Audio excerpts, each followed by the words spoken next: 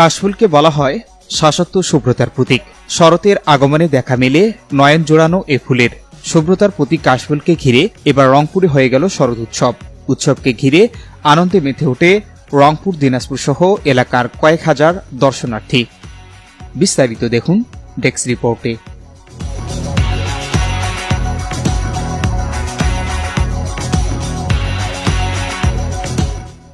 নীলাকাশে সাদা মেঘ আর হাওয়ায় দুলতে থাকা কাশফুল মনে করিয়ে দিচ্ছে এখন শরৎকাল।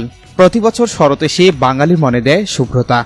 এই শরতের ডাকে সাড়া দিতে রংপুরের পীরগঞ্জের চত্রা বিজ্ঞান ও কাশফুলের চরে আয়োজন করে শরৎ উৎসব।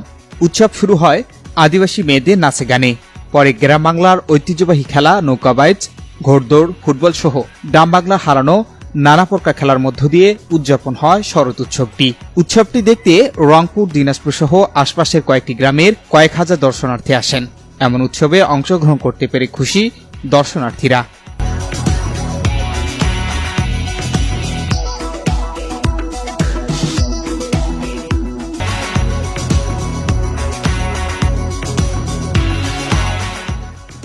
আয়োজককারীরা বলছেন, ছেলেমেয়েদের লেখাপড়ার মনোনিবেশ করা এবং খারাপ মন মানসিকতা থেকে সংস্কৃতি মনা করার জন্য এই উৎসবের আয়োজন।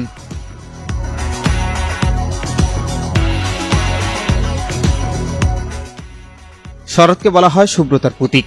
সাদা মেঘ, কাশফুল, শিউলির মুগ্ধতা মিলেই তো শরৎ।